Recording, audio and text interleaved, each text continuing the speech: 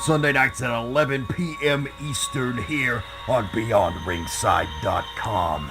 Join us for the Midnight Black Mass. Myself, the Reverend Dan Wilson, brings you the dark gospel of professional wrestling, uncensored, unedited, uncut, and not for the faint of heart. You can find out more about us at youtube.com/pottyhumor or subscribe at Potty Humor on iTunes and Stitcher today.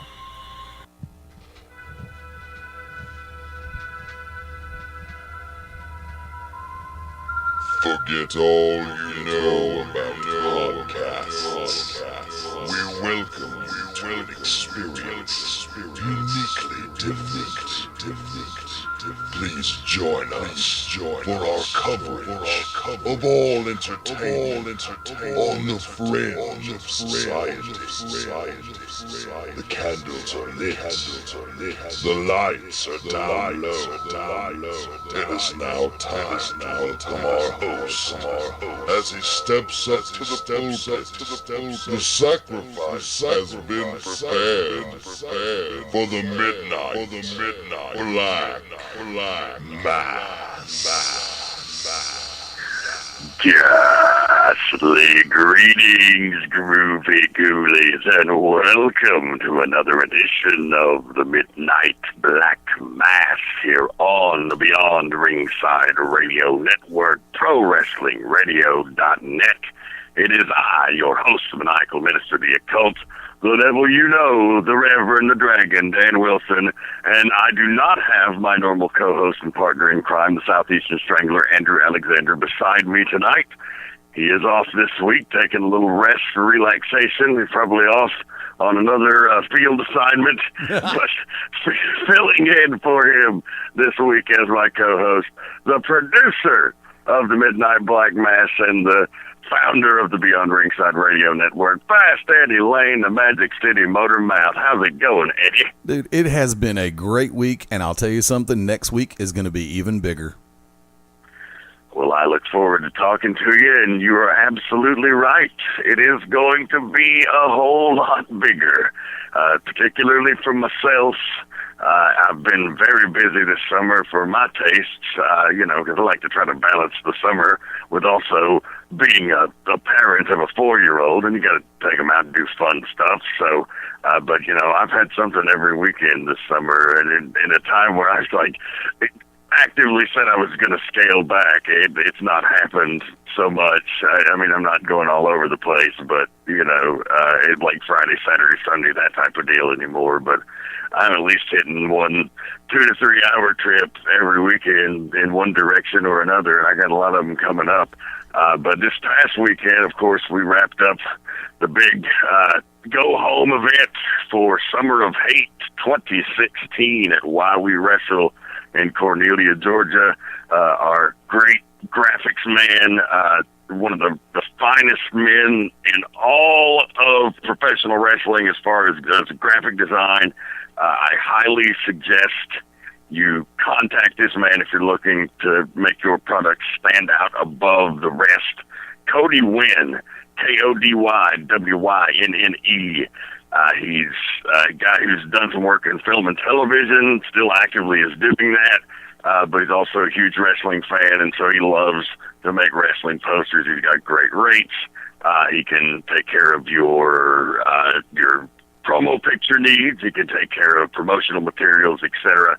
But as you see, all of the recent Why We Wrestle posters that if you're watching the YouTube version of this with the slideshow, and he certainly always features them here on the show, they're just magnificent. They're movie-level quality. One of the first ones we did was a Star Wars parody called The Church Awakens, and he fonted it out in a similar format to Star Wars, replaced the talent. This past one was called Consume, Obey, Submit, from the brain of one Cody Wynn. And, of course, the poster featured the real Slim J with a pair of sunglasses with Black Baron, his opponent, in the sunglasses, a la They Live.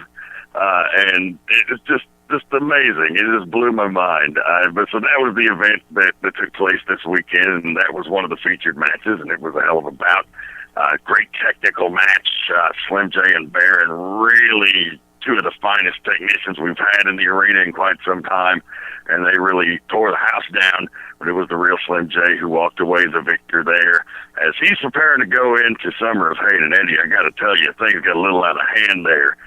We were sitting in the back, and a lot of people were going, ooh, oh, after this was over with, because earlier in the night, before Slim even got in the ring with Baron, so it's a miracle that he defeated the super talented Black Baron, who's traveled to FIP and Tier 1 in New York and many other places. He's a very hot property and commodity on the independents right now, because Slim J was a guest on the talent show with retired former Anarchy star JT Talent, and he hosts the talent show, which is a talk show segment. And this week we had Slim J and Kevin Blue as the special guests. And Kevin Blue and Slim J have been at each other's throats for months. It all started really when there was a contender series of matches where Slim J pinned Kevin Blue to eliminate him from the match, and Slim went on to the next match against Anthony Henry. And the winner of that would go on to Summer of Hate to face Strychnine for the championship. And this was on June 25th. So on June 25th, Slim J versus Anthony Henry is the match. Kevin Blue, bitter because Slim J pinned him previously, costing him his shot, interferes in the match. Behind the referee's back with Amber Young running interference, and of course cost Slim J his shot at the championship. So the thing is escalated. And then the back and forth continues. So Kevin Blue is in the ring with Jacob Ashworth, and they're having a hell of a knockdown, drag-down fight, but Kevin Blue has got a pair of knucks, and he's been hiding them the whole match, and so he's been kind of slithering and sliming around, keeping him in his tights out of view of the referee. Well, right as he's about to put the kibosh on Jacob Ashworth, Slim J comes out and stooges him off. And the referee finds the knucks, takes him away. No DQ yet because he didn't actually hit him. And so, well, what happens is, of course, Jacob Ashworth capitalizes and defeats Kevin Blue. So now, again, there's a tit-for-tat thing going on here. And then Kevin Blue tried to interfere in a match later that night with Slim J and Prince Apollo, and it backfired, and Slim J still won. And so this thing has been escalating over the weeks. And so now they get on the talent show to have a face-to-face conversation because talent announces that it is official. They will be facing each other one-on-one to try to settle this beef at Summer of Hate. And so what we're expecting to be your pretty standard, let's get out here and talk about this big match interview segment just goes off the rails and takes a whole other direction.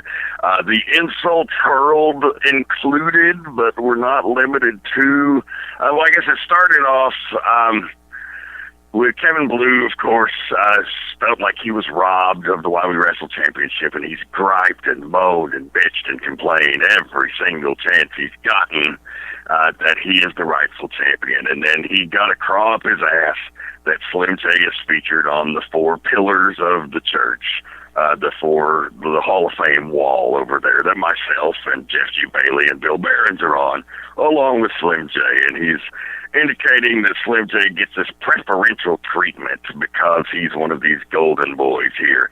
And so no matter what he does, Kevin Blue can't get featured on the promotional materials. He can't get featured on the website or get mic time. It always goes to Slim J. And so Slim, of course, fires back with, well, don't talk to me about effort. I earned that through blood, sweat, and tears, traveling across the country, breaking my back, multiple concussions, and the list goes on and on, not to mention the litany of great students that Slim J has trained there in the arena. And Slim J, of course, had assistance from AJ Styles, Les Thatcher, a lot of other guys taught him tricks of the trade as far as being a trainer. So he learned it and earned it. And for Kevin Blue to kind of insult that really got up his ass. So it escalates. Slim J accuses Blue of being a guy who doesn't really want to further himself. He's a prototypical modern generation wrestler. He wants everything handed to him. He doesn't want to earn it. He just wants to gripe and complain and be the squeaky wheel till ultimately somebody gives him what he wants. that he never shows up for training, he never tries to better himself, etc. He thinks he knows it all. Well, Blue fires back. This is where it starts to go off the rails. I just felt like I had to take you through the whole thing, if you understand. But so Blue fires back by saying, well, if he's a prototypical new wrestler, then Slim Jay's a prototypical representative of the old guard. He asked him why he was so skinny lately, and that he's glad that he put on weight over the last few months because he believed that he had a mess problem, and then ran him down for living in a trailer, and talked about how he was just going to wind up crippled and broke and nobody was going to love him. And of course, that sets the ire of Slim J off. Blue continues by saying, he's got a mortgage, a bank account, a beautiful wife, a beautiful family. These are things Slim J will never have because he's a normal person who is also a wrestler and not one of these degenerate people who the old era of professional wrestling represented. And so then Slim J fires back and accuses his wife of being a ring rat. I believe he questioned the paternity of his kids. And so, where do you go from there? Blue's super hot. And then, of course, he responds by insulting Slim J's deceased mother. And at this point, JT Talent has to stop Slim J because, let me explain why neither one of them has thrown a punch yet. It's because Slim J or JT Talent announced at the beginning of the segment that per Why We Wrestle management, because of all the interference over the last few weeks, they couldn't continue to have this. They're only going to get to settle this if they don't lay a hand on each other until the match at Summer of Hate. So they're not allowed to touch during this whole thing. And, of course, JT Talent has to stop Slim J physically from attacking Blue. Blue slithers out. Slim J stomps off, and everyone in the arena was just in shock and awe.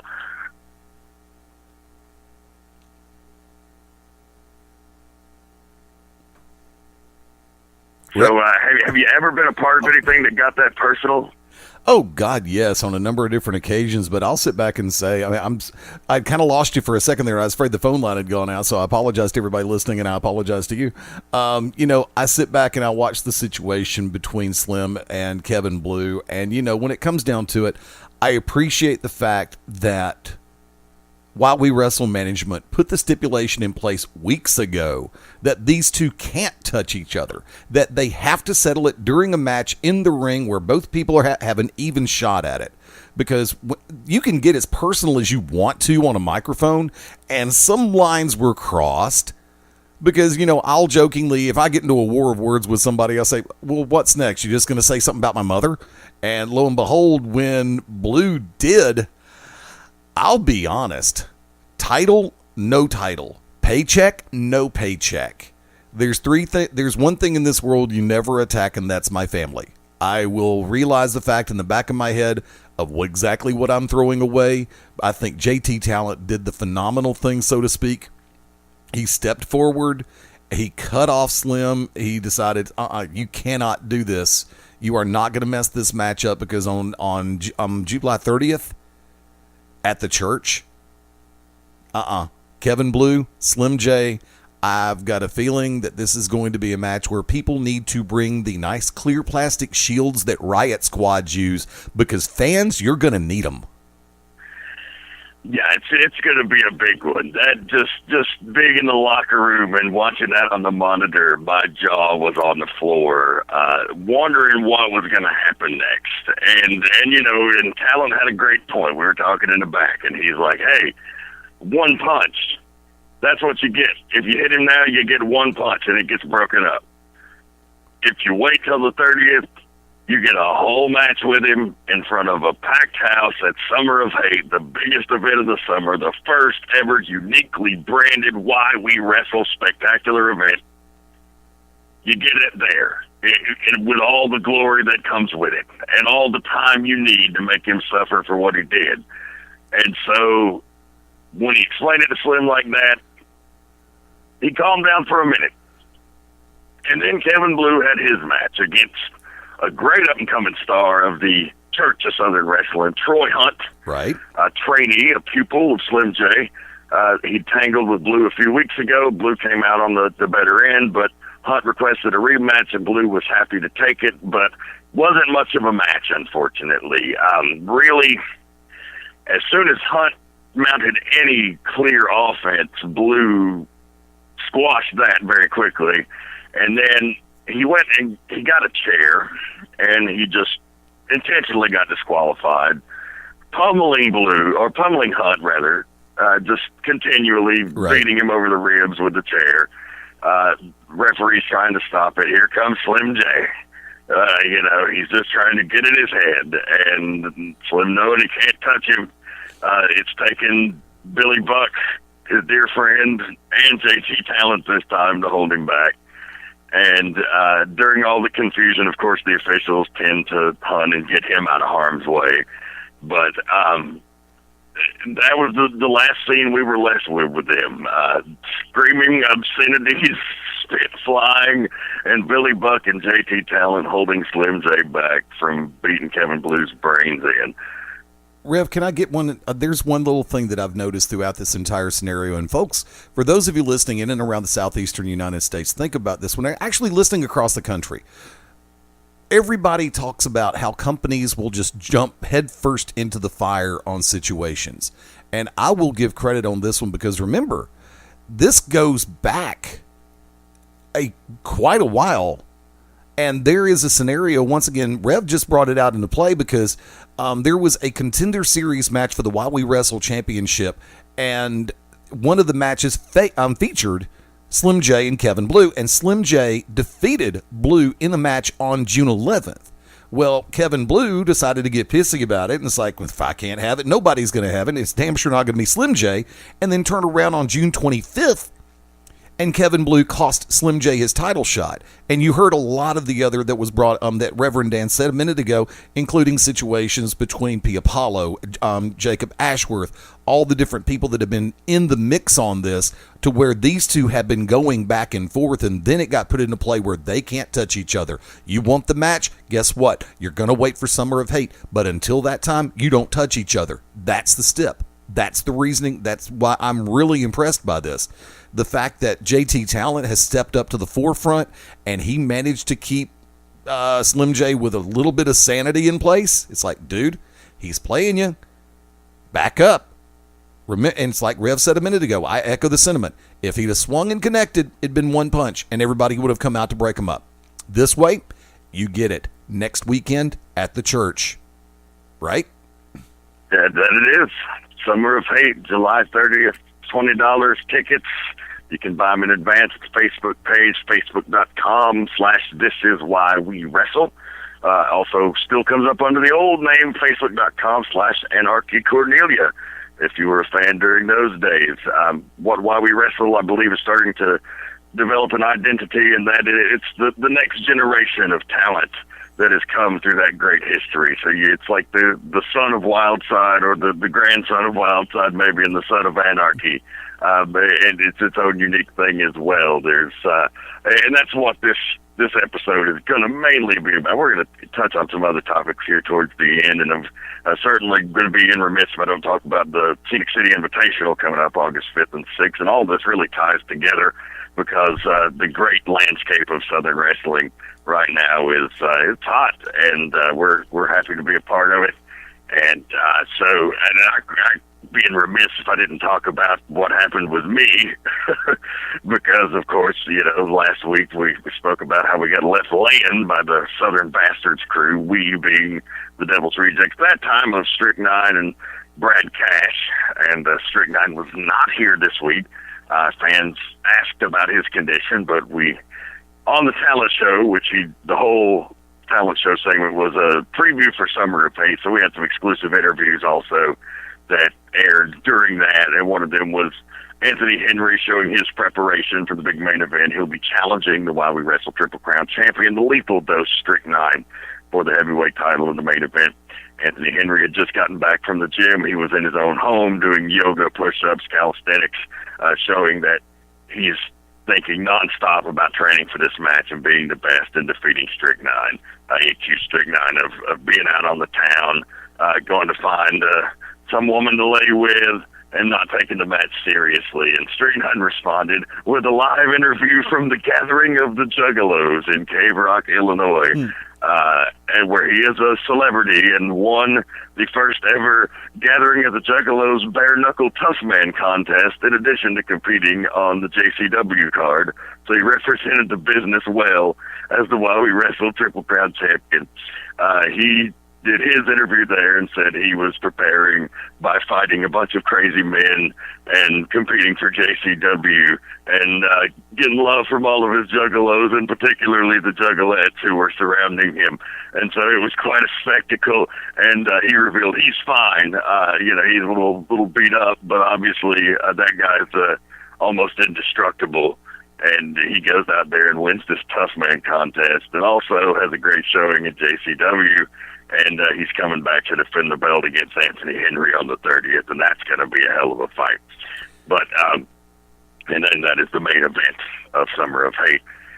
But so the rematch was scheduled between the Devil's Rejects and the Southern Bastards crews. So Strychnine was not going to be there. I had the Deadly Sin 7 in his stead, and he was more than enough to hold his own. It was Bobby Moore and Wade Adams of the Southern Bastards crew in the match. The match itself lasted about 3 minutes, and the fight broke out, spilled out to the outside. Cyrus and Logan Chase joined the fray. Cyrus the Destroyer, the newest member of the SBC.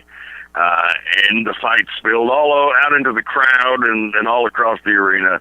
And finally, the matchmaker of Why We Wrestled, Danny Only, came out, and he had his hands full, and it took a minute and a few threats of firing, but we finally got everybody settled down, and he said, we'll let you settle this, but we're going to do it at Summer of Hate, and it's going to be because he looked around and he saw a group of bikers versus Satanists, and he said it sounded like a 70s horror movie, so we're going to have the first ever grindhouse hardcore match. Love it. At Summer of Hate. And it's going to be Fans Bring the Weapons. Folks, if you can be in Cornelia next Saturday, you have an opportunity to witness a very unique circumstance. As the Devil's Rejects and the SBC in a grindhouse match, Fans Bring the damn weapons.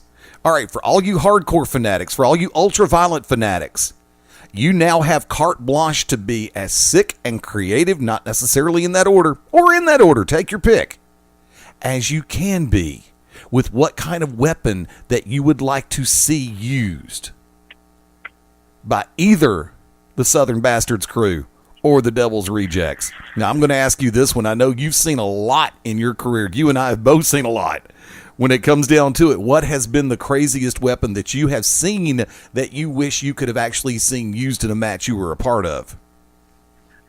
Well, I've been to an event where we had someone bring a legitimate Freddy Krueger claw, the bumper of a car, rusty garden hose, which would have been fun. Not garden hose that you spray water with, and not a hoe like a prostitute, but a hoe like a garden tool. Right. And some hatchets and things like that. I've heard tale of people even bringing things like tasers and handguns, and of course those will not be allowed, folks. Okay, No. Keep this within reason. Murder's still murder, and I don't think if it happens in a wrestling ring that anybody's going to get off the hook. So not even if you call it a human sacrifice, kids. As much as I would love to do it, I just, as a reverend in this day and age, I have to be a product of the culture as well, and realize that it would be my last match if that happens. So we definitely don't want that to be the case, but it's going to be mayhem, and we're going to take you to the brink at the very least. And Bobby Moore, I'm pretty disgusted with this guy. I used to consider him a friend. He disappeared from the business for a while, started running around with this weird crowd, and came back with this biker mentality, starts recruiting all these people for this army He's talked about his philosophy and his creed and his code, and it's a bunch of shit I don't understand, to be quite honest with you. But I know he's hanging around with the wrong crowd, and historically in the wrestling business, that's not worked out for people. So, I hope that he finds whatever he's looking for, but we're going to show him a little bit of tough love come Summer of Hate when the Deadly Sin 7 and Brad Cass get a hold of him. Now, they also stated about this match, it's come as you are, bring whoever you want. So I've had to make sure I prepare game plan 1 plus audible A, B, and C. Oh, hell yeah. To prepare for any eventuality of what they might try to perpetrate.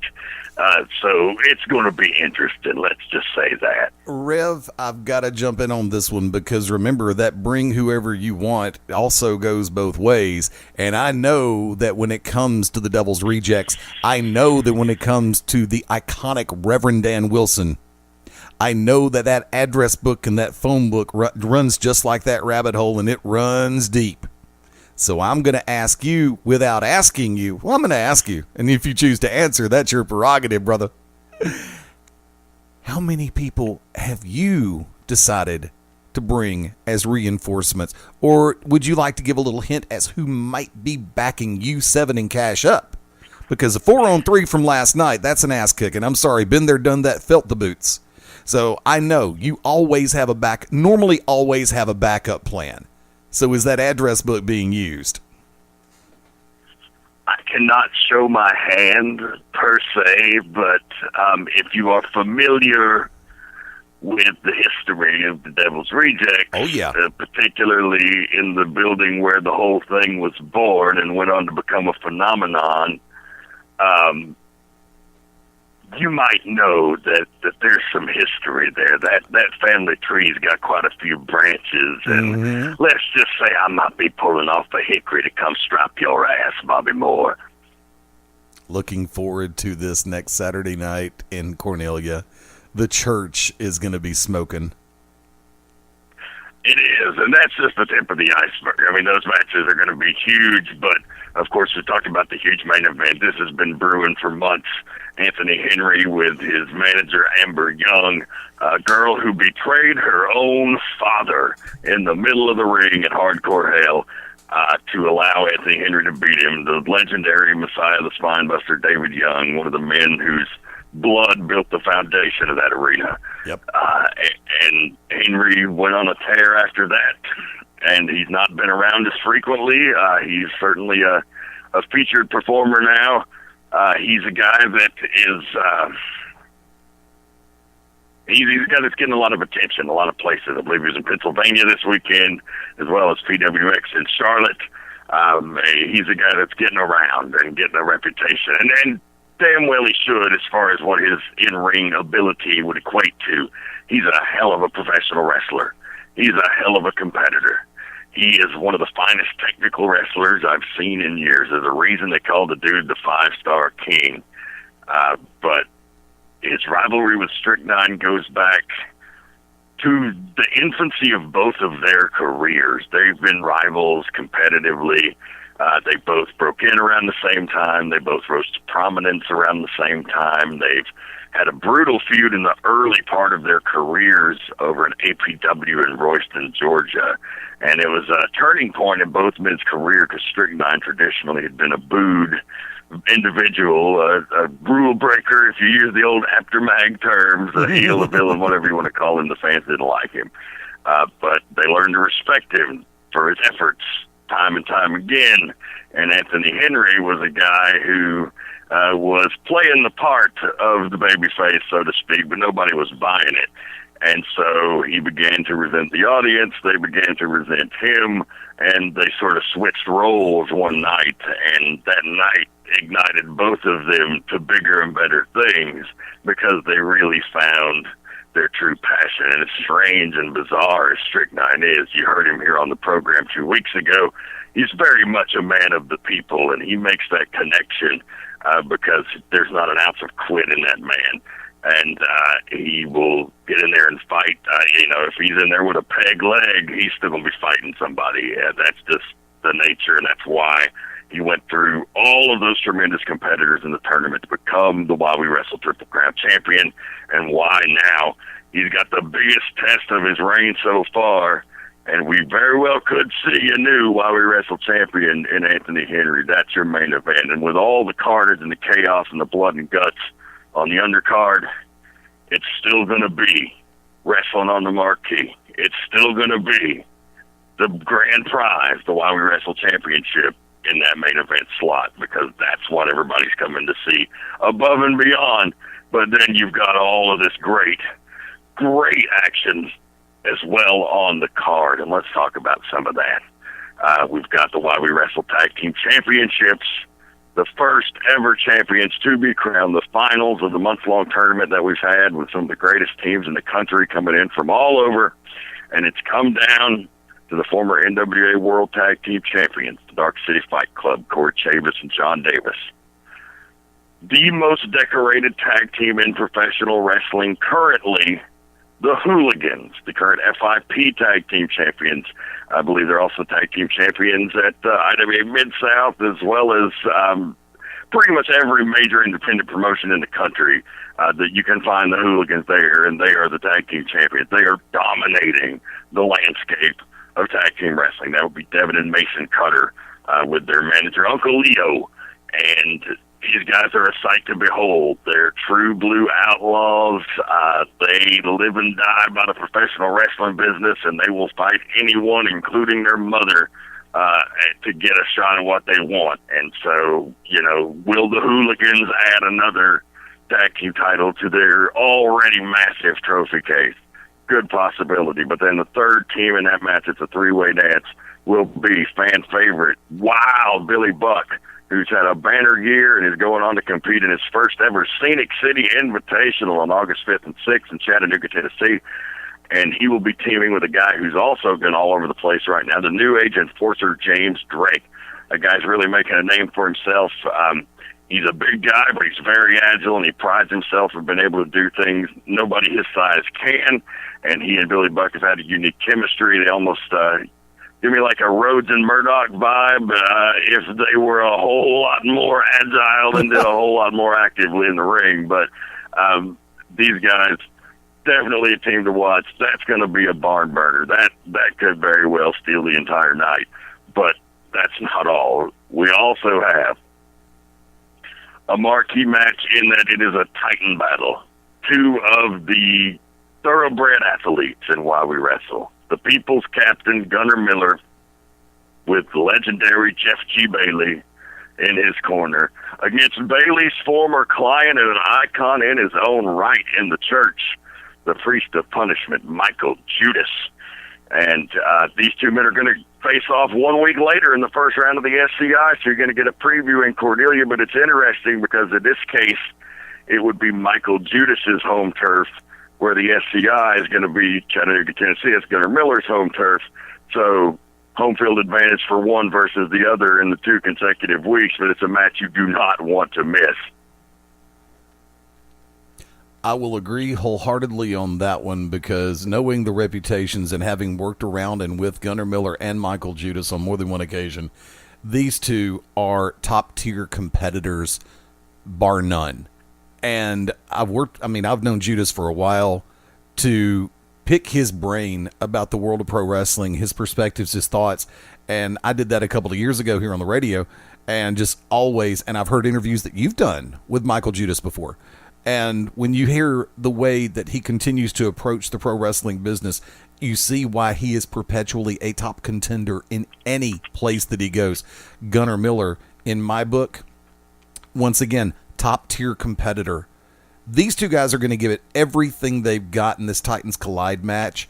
And I'm going to sit back and say, I think Jeff G. Bailey may just hang back a little bit and become a fan of the match if he's not careful.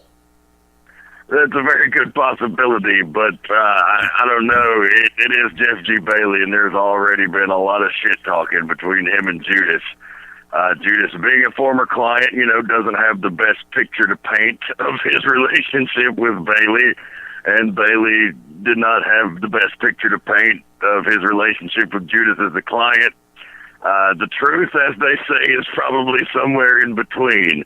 But Judas has said, for the record, he didn't have anything against Gunnar Miller, but his association with Bailey would be his undoing. Right. And Miller is, he's probably the fastest rising prospect in the business right now, next to Matt Riddle, who you might see him face off against at the FCI. So that's a pretty damn crazy thought in the process. But you look at these guys. Gunnar Miller, of course, NCAA athlete, competed for the University of Tennessee Chattanooga Mocs. He holds many school records and Division I AA records as far as weightlifting, sacks, other things. He was just a monster on the football field, and not a giant. They say he's about 6'2", but about a good 230, at least 240, maybe even more. I haven't checked his recent weigh-ins, but the dude looks like a Greek god. He's as wide as a freight train, and he's agile as a cat, and that's always a scary combination. But you have almost the same thing with Judas, but Judas has the height advantage. So that's really where it's going to be. Miller has been putting a great caliber of opponents all over Georgia away with the CTE. It's his football tackle. He's basically taken his finishing maneuver from the football field and just applied it right to the ring, and hell, if it works, right? If it ain't broke, don't fix it. And so Miller has achieved a great deal of success with that. He's beaten guys at While We Wrestle, like Kyle Matthews, Tank, Corey Hollis, Logan Creed, and he's faced off against, or he's going to be facing off against Jeter at Platinum Championship Wrestling. He's definitely ran the gauntlet of great competitors. So this matchup with Judas, it's his ultimate test so far, I do believe. I'll agree 100% on that one, because Michael Judas is a test for any up-and-comer. And I started to use the phrase wise beyond his years when as describing Gunnar Miller a couple minutes ago, but I didn't want to sound overly cliche about it. And just, once again, the strides that he continues to make impress so many people, fans and wrestlers and workers alike. Do me a favor. I want to come back over to the tournament final of the triple threat for the tag team championship. Sure. I've watched the Cutter Brothers for quite a while. I mean, the hooligans keep racking them up. You cannot say enough about the two-time NWA World Tag Team Champions in the DCFC. Corey Chavis and John Davis are just hosses in every sense of the word. I've had the chance to work with Corey and John both in Alabama, down in Florida, over in Georgia.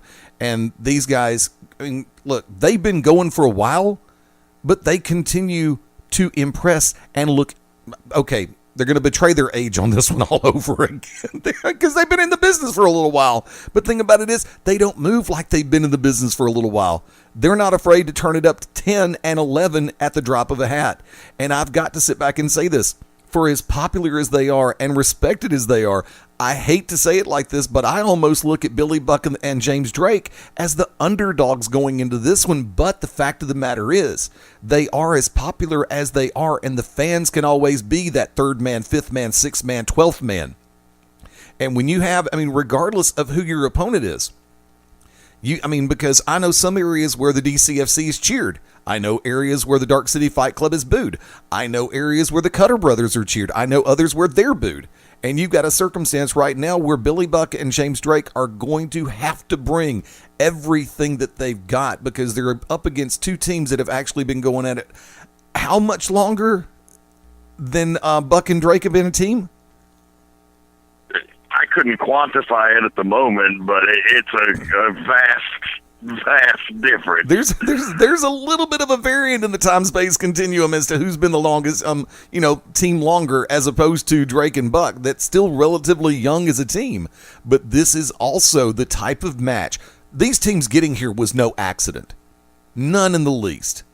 So you are guaranteed, to the simple fact of life, that you have three of the best tag teams out there competing this coming Saturday night under the banner of While We Wrestle for that tag team championship in this triple threat.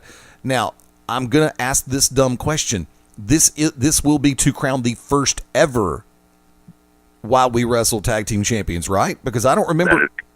Yes, that's correct.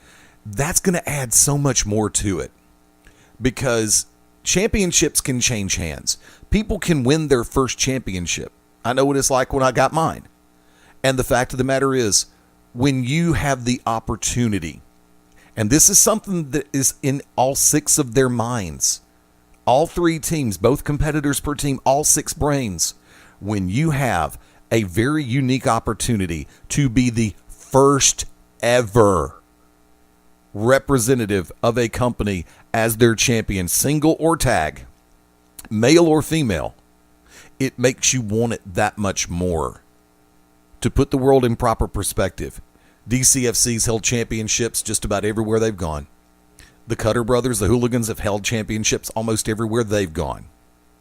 For Buck and Drake, this is an opportunity in their own backyard to become the first ever While We Wrestle Tag Team Champions. I know that has got to be weighing heavily on their mind in their training, in the way that they're going to be communicating with each other, because everybody drools at that chance and dreams of the opportunity to be the first ever champion for a company. And somebody will get that dream come true at the church on the 30th. And there's so much more, and that's going to be a hell of a match. As I said previously, that one could very well steal the night, but it's going to have some heavy competition. You thought that the Grindhouse Hardcore match was going to be a bloodbath, and it will, but it's not going to be a drop in the bucket. If that whets your appetite, then this is going to be the main course as far as violence and bloodshed, because this has been brewing since the start of Why We Wrestle.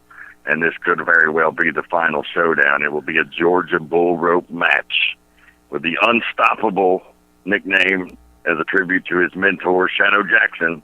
The Unstoppable Jacob Ashworth will be taking on the Concrete Gorilla Nemesis. The stipulation, if you listen to the 605 Super Podcast, you might ask Larry Nelson, what's the stipulation? And the stipulation is that if Nemesis wins the match, Jacob Ashworth has to become his personal servant, or in his terms, his slave. Yep. And if Nemesis loses, if Jacob Ashworth wins the match, then Nemesis is gone. Loser leaves town in that scenario from Why We Wrestle. And I don't know that the building's big enough for both of them, so that might be the best conclusion, but I wouldn't put anything past Nemesis. And there's so much hatred and so much bitterness built up between those two guys after all of the things that transpired. Jacob Ashworth finally beating the brakes off of Nemesis one night and blooding him up. Nemesis comes back the next week and apologizes, tears coming down his face. He gets down on his knees. He uses the heart attack that Shadow Jackson had to say that he's turned his life around. He's just getting too old to be crazy, and he wants to make amends and form a team with Jacob Ashworth. And he sucked Jacob in. He sucked us all in. Everybody believed him. And, of course, Nemesis stabbed him in the back the second that Jacob shook his hand and bloodied Jacob up. And Jacob had enough. And Jacob challenged for the bull rope match and for the stipulation. Nemesis countered. Jacob just wanted loser leaves town, but Nemesis countered. He didn't want Jacob to leave. He wanted to humiliate him even more. He wanted him to be a slave. So that's where we are with this one. The two men are going to be connected by a bull rope with a cowbell on the end. And Jacob Ashworth, on his video interview that aired during the talent show, he showed exactly what he was going to do to Nemesis's head with that bull rope, as he had a series of cantaloupes and honeydew and watermelons, and he busted them with the cowbell to display what he was going to do to Nemesis. And Nemesis retorted by stating that Jacob just better get ready to pour his champagne and shine his shoes. This is going to be a collision of two absolute hosses. Fans in and around the southeastern U.S., you know Jacob Ashworth very well. You know the Concrete Gorilla Nemesis very well. These are two guys. Okay. Now, Ashworth went through a period where he was not exactly one of the most popular people in the Southeast. But by the same token, so has Nemesis. There have been people who have cheered Nemesis. There's been a ton that have booed him. There were quite a few that booed Ashworth for a while, but Ashworth seems like he's been atoning for a number of things over the last couple of months in a number of different areas. And in this particular circumstance, as it pertains to it, popularity's out the window. As the good Reverend said a minute ago, this is personal? No, this is beyond personal. He and I are in complete accord on this one. There is... I kind of like the term that you used a minute ago about the main course of violence. But this is going to surpass the word violence. You give Nemesis that cowbell or that rope. You give Ashworth that cowbell or that rope. This is going to go past violence. This could end up being an atrocity for one man's career, one way or the other, much less with the ramifications involved. Nemesis, he doesn't want to leave while we wrestle. He wants to stay around and try to run roughshod in situations. Ashworth, he doesn't want to be Nemesis' slave. That would be even more humiliating than leaving while we wrestle. What's going to happen on this one? Like I said, you better bring your riot gear, because this is going to get ugly. Yeah, I mean, who can blame Jacob for the way he feels about all of this? He's certainly going to have the fan support. He connects with the audience. He's one of them. He's from that area. They've seen him grow and mature over the years, from a security guard to a referee to eventually a wrestler, and then eventually a very good wrestler over time.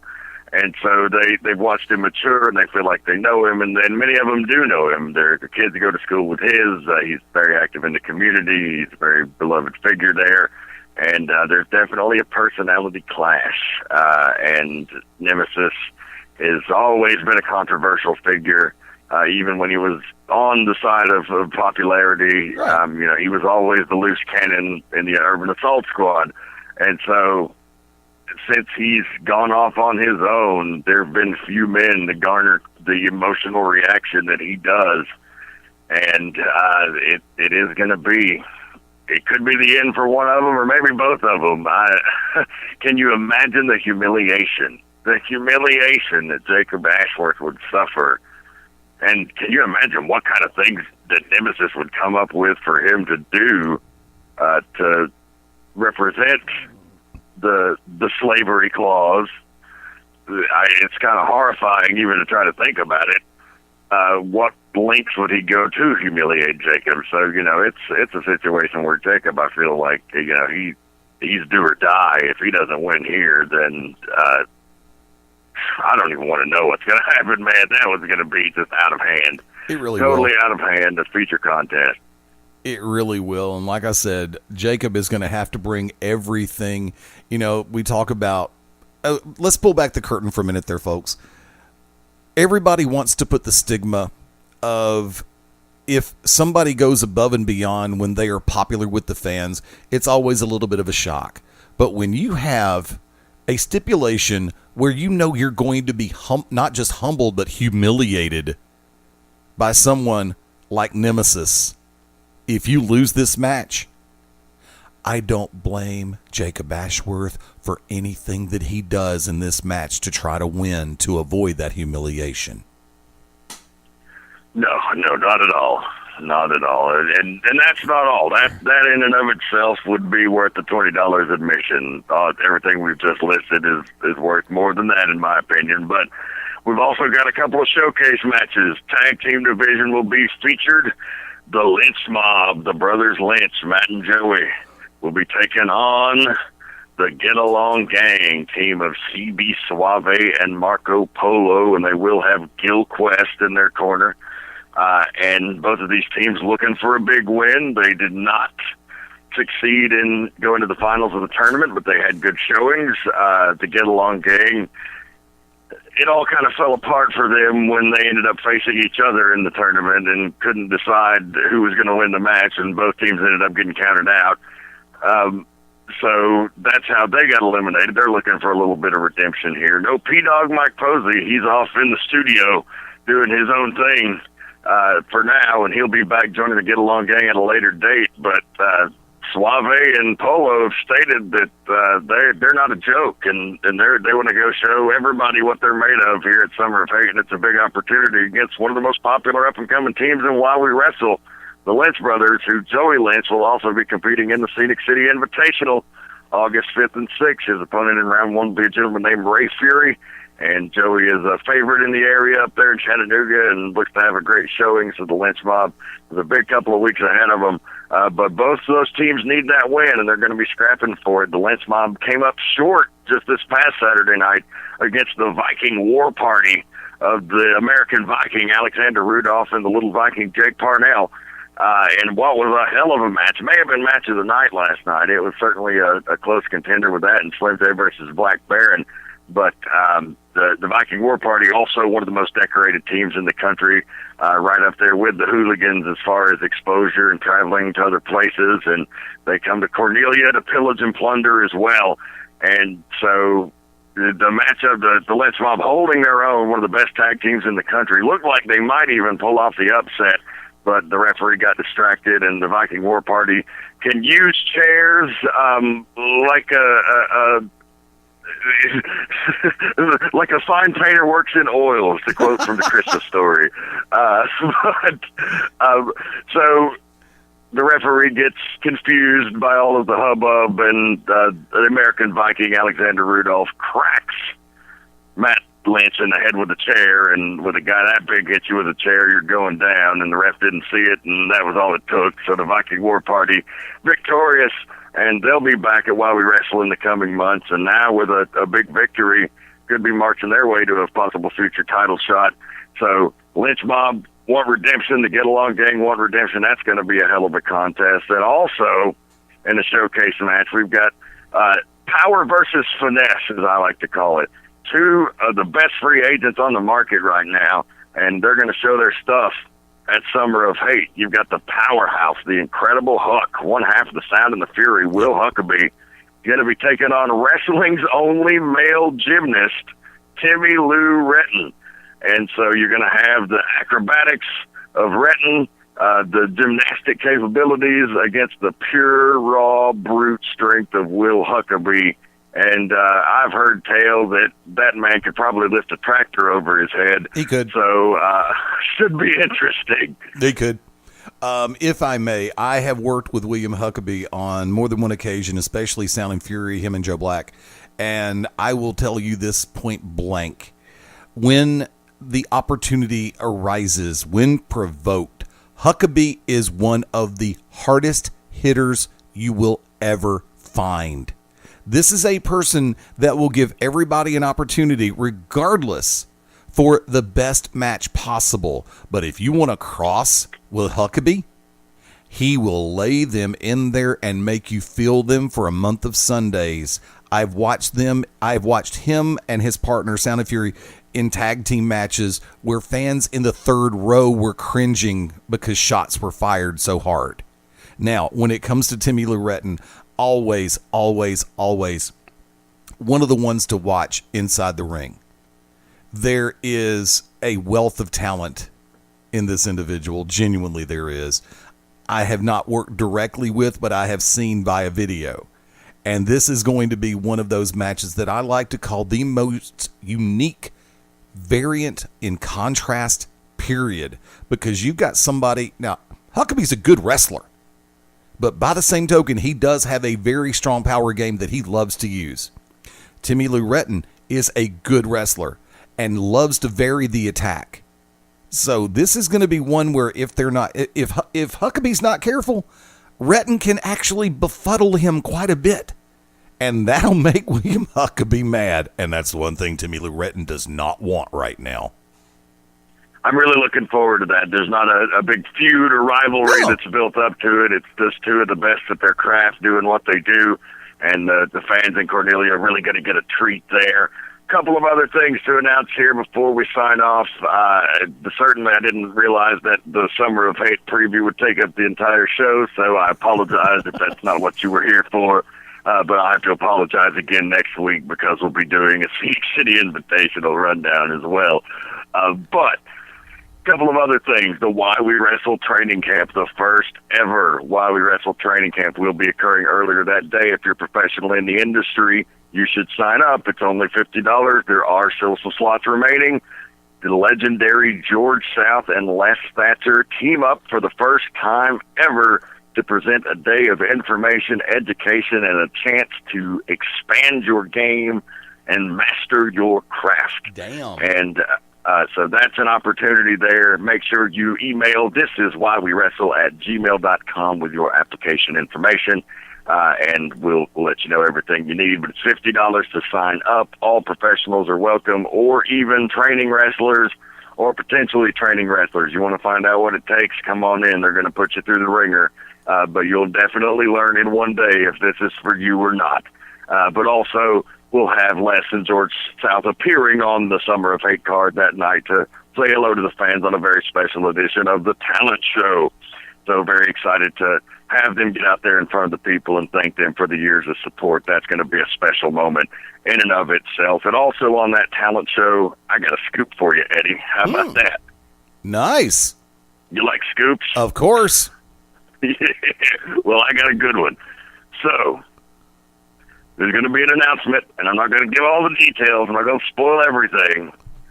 But the announcement and the first competitors of a brand new division at Why We Wrestle will appear on the talent show at Summer of Hate on July 30th.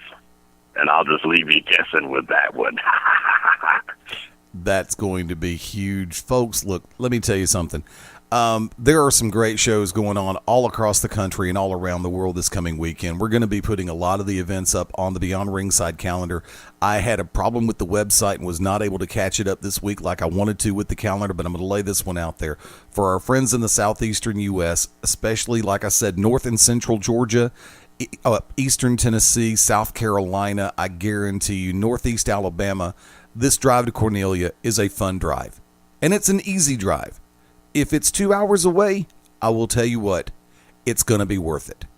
Just like for me this coming Saturday night, I'll be in Pell City, Alabama with Global Championship Wrestling. I tell my friends in Mississippi, Western Tennessee, up in Northwest Florida, 2 hours, 3 hours, no problem.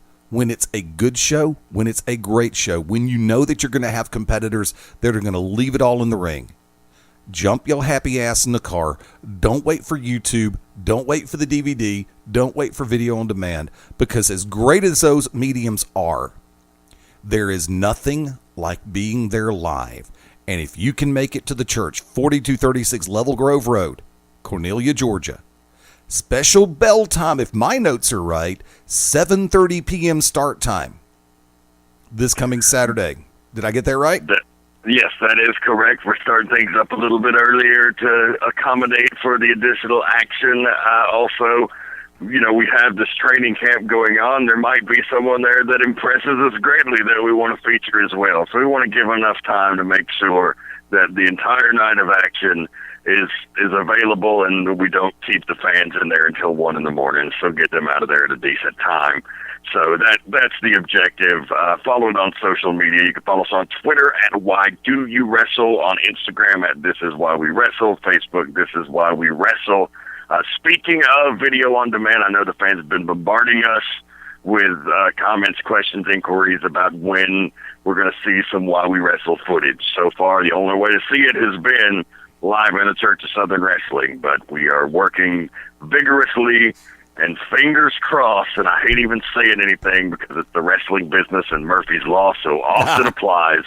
But if everything goes according to plan, Summer of Hate will represent the launch, the relaunch in many cases of our YouTube channel and some new video on demand opportunities where you can see free content as well as content available for purchase from Why We Wrestle, hopefully from a few different mediums. Looking forward to that as well. Folks, like I said, though, for as much as I appreciate all the different forms, because, you know, I work with Global, and we do a YouTube channel for internet television, but there's still nothing like being there live. Tickets are how much, Rev? $20.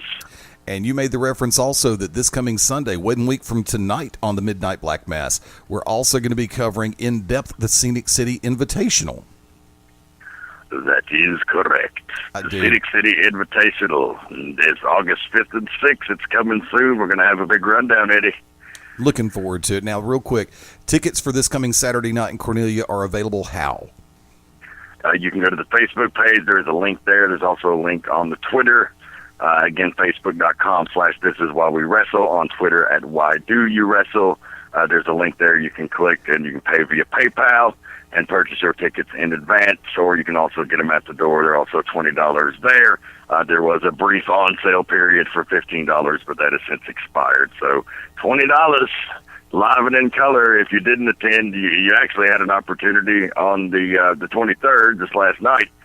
If you pre-ordered your tickets, you would have gotten into last night's event free of charge. So while we wrestle, trying to run some deals to get the attention of the wrestling fans, and we look forward to seeing y'all at Summer of Hate, because it's going to be an epic night where the rebranding, While We Wrestle, it makes its mark with its first ever uniquely titled mega event, Summer of Hate. It's all over but the fighting at this point, Eddie. I'm ready for the fighting personally. If I can steal about 90 seconds for everybody listening live and on replayed version, live programming will resume here on Beyond Ringside Sports Radio this coming Tuesday night, July 26th, 9 p.m. Eastern, Global Championship Wrestling's GCW Radio, and then at 10 o'clock Eastern, Back to Basics. We got a lot to cover this coming Tuesday night.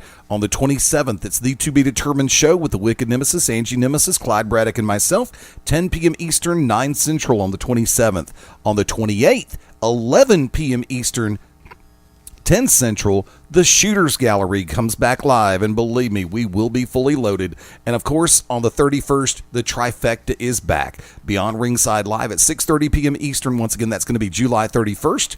Corner to Corner, 9 p.m. Eastern. And of course, the return of the Midnight Black Mass, July 31st, 11 p.m. Eastern, 10 p.m. Central. Keep your eyes open on BeyondRingside.com, especially the media page. And don't forget, we do have a YouTube channel as well, and a ton of ways that you can listen, whether it's through .com, the Beyond Ringside Radio app, ProWrestlingRadio.net, and a host of other methodologies. Rev? And stay tuned to my social media. Fast Eddie will have the YouTube link up for us soon, and we'll be sharing that. The Potty Humor Network is currently on hiatus, so Fast Eddie has been kind enough at the Beyond Ringside Radio Network to make sure that the Midnight Black Mass does not go anywhere. The Potty Humor Network is having some technical issues. We'll hope to have her up and running pretty soon, but it is what it is, and we appreciate you helping out.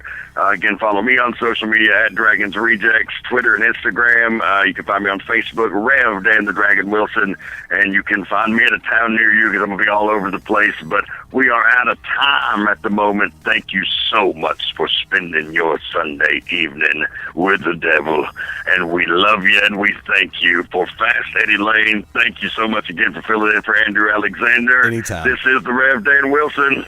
Good night.